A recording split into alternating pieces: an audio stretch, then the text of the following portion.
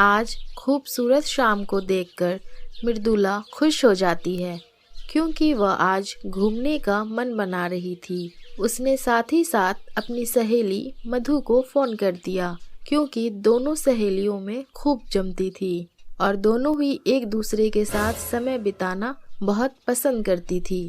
जहाँ भी जाना होता था दोनों एक साथ जाते थे और कभी भी एक दूसरे से कोई बात नहीं छुपाते थे। दोनों का प्यार बचपन से था, जहाँ एक दूसरे के साथ हर चीज शेयर करना उन्हें बहुत पसंद आता था।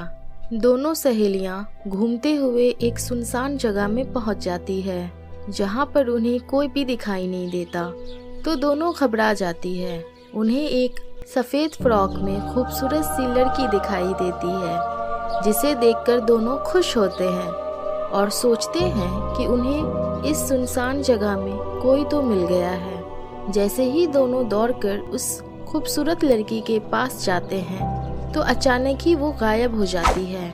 वहाँ पर रोशनी हो जाती है। यह देखकर दोनों सहेलियाँ आश्चर्यचकित हो जाती है। तभी दोनों सहेलियों को अफसोस होता है क्योंकि वे दोनों उस लड़की का चेहरा नहीं देख पाते हैं और चुपचाप वे दोनों भी घर आ जाते हैं। पूरी रात उन लोगों को नींद नहीं आती क्योंकि उन्हें ऐसा लगता है कि उनकी आंखों के सामने कोई जादू हुआ हो।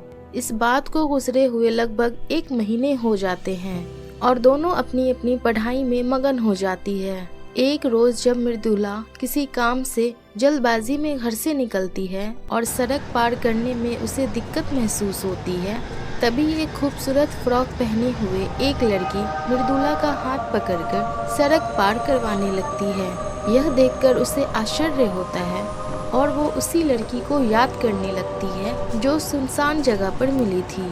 उसी शाम को मृदुला इस बारे में अपनी सहेली मधु को सारी जानकारी देती है, लेकिन मधु को उसकी बात पर भरोसा नहीं होता है और वो हंसने लगती है। तभी उन दोनों को वो खूबसूरत जादुई लड़की आसमान से उतरती हुई दिखाई देती है।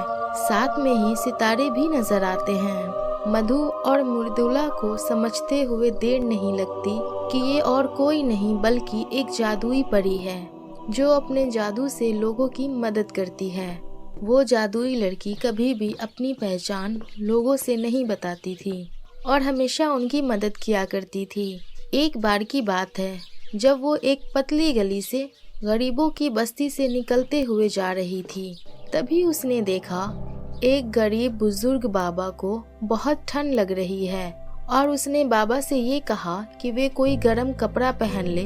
तो ऐसी स्थिति में उन्होंने कहा कि मुझ गरीब को कौन कपड़ा लाकर देगा।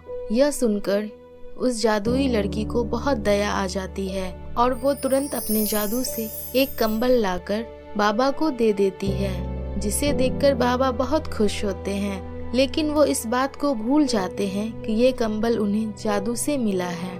वो जादुई लड़की इस धरती पर भ्रमण करने के बाद अपनी जादुई नगरी में चली जाती है, जहाँ पर वह अपने माँ के पास जाती है। हमेशा उस जादुई लड़की को उसकी माँ गरीबों की मदद करने के लिए कहती है और साथ ही यह भी कहती है कि अगर किसी के साथ गलत हो रहा है तो ऐसी स्थिति में भी उनका साथ देना चाहिए और कभी भी अपने जादू का दुरुपयोग नहीं करना चाहिए। वो जादुई लड़की, जिसका नाम सितारा था, वो बहुत ही खुशी के साथ अपनी माँ की बात सुनती।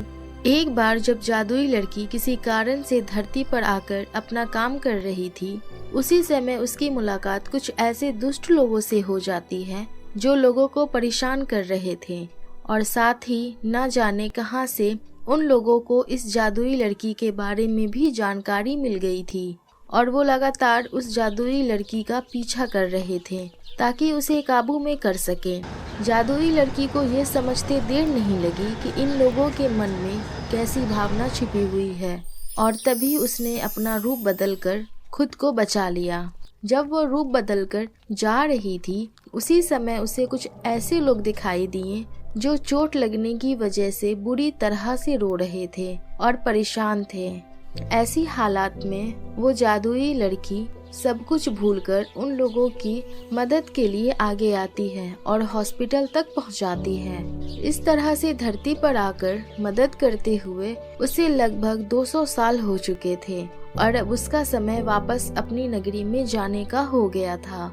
उसके द्वारा दिए गए योगदान के माध्यम से कई लोगों को नई जीवन मिली। इस बात की खुशी उसे हमेशा रही और वो अच्छी यादों को लेकर अपनी नगरी वापस चली गई। लेकिन हमेशा उसने लोगों को यही सीख दी कि कभी किसी पर निर्भर नहीं होना चाहिए और हमेशा आगे बढ़कर खुद को प्रेरित करना चाहिए ताकि जीवन की कठिनाइयों से बचा जा सके। Thank you.